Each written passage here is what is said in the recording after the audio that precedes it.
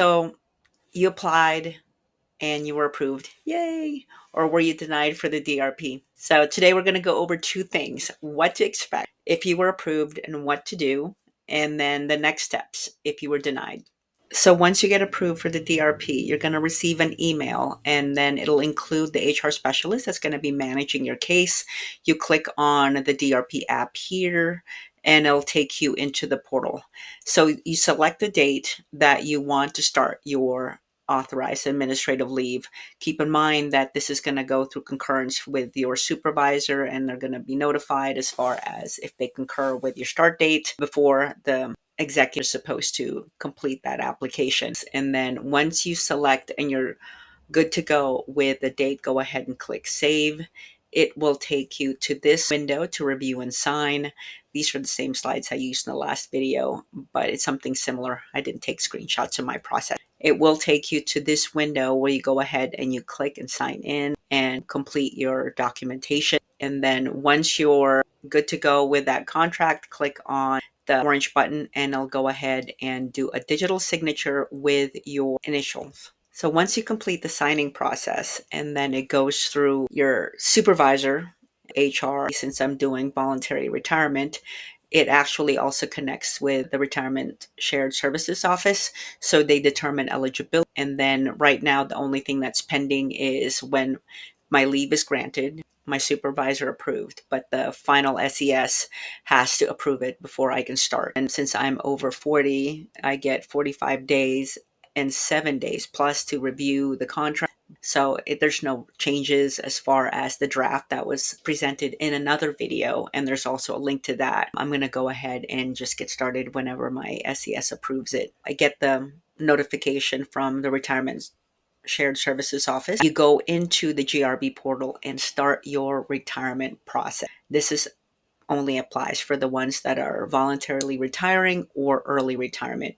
Once you do your application, these are all the things that's going to be completed and needs to be provided. So these are a couple of things that I wanted to include in this video with regards to your health benefits. If you want to keep it, if you have a spouse, if you can be added onto their plan, that'd be wonderful. And then also choosing the annuity payable only during my lifetime. I wanted to highlight the annuity elect. If you want your spouse or whoever your beneficiary is, if you want them to get 50% of your annuity upon death, and they will deduct 10% of your annuity, and they won't receive it until you pass away. When I calculated it, that 10% can easily go towards a life insurance policy. And that's something that I own and I control, and then the government cannot change. In the future, any type of congressional changes to retirement benefits, when you do opt out of the annuity election, your beneficiary, like your spouse, has to sign off and say they're okay with not getting 50% of the annuity whenever I pass away. The other thing I wanted to focus on is the tax withholding. I'm not going to have them withhold that income tax. I'm going to go ahead and pay taxes on my own. When you are a business owner, you get more deductions, and then that will reduce your taxable income. What I would do is set aside a portion into a savings account specifically for taxes, and any type of profits, go ahead and set aside at least 20%. And then this way your taxes are covered at the end of the year. Now, when you are doing your application, keep in mind, if you are a veteran, make sure you upload your DD-214. If you are recently married, upload marriage certificate.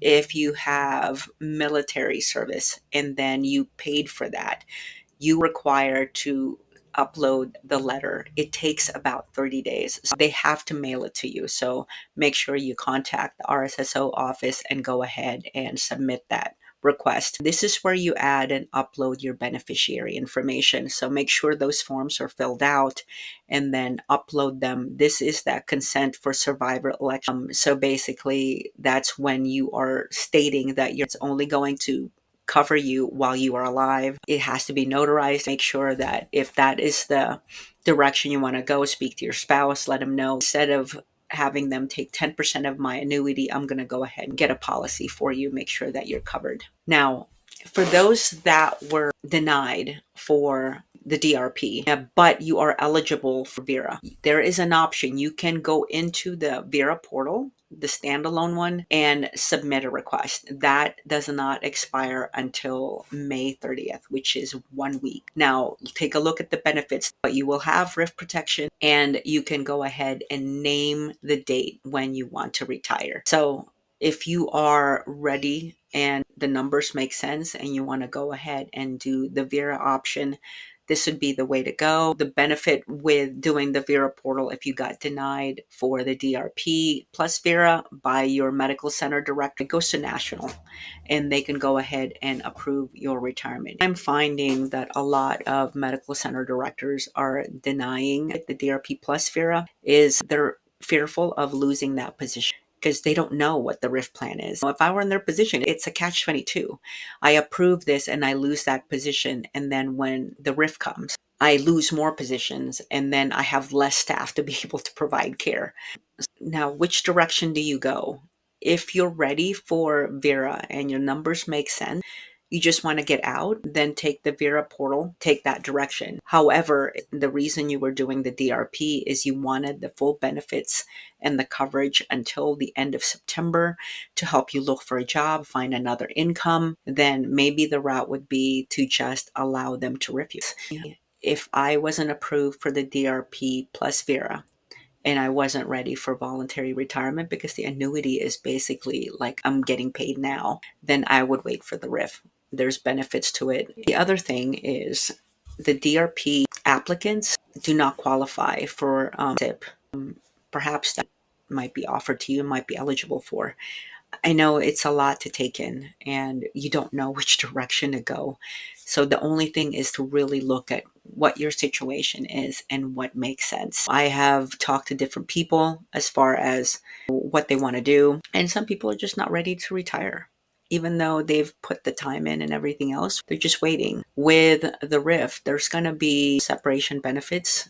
There's going to be an assignment of priority with the CTAP and the ICTAP. So that way, fiscal year 2026, after October 1st, when they see like where they are short, might be a bit. The challenge with the RIF is like, offered you like a retreat, which means bumping somebody else off out of a position or retreating to a lower grade, and you decline those. Will you still be eligible? So those sort of things to think about. But definitely, if you are considering Vera and you are denied for the DRP, if the numbers make sense, the Vera portal is still open until May 30th. I know this is a stressful time, but you're not alone.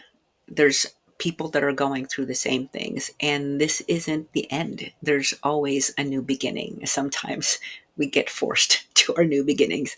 Please share and subscribe, and I'll continue to share my journey as I get to the next. All right. Have a great day. Thanks. Bye.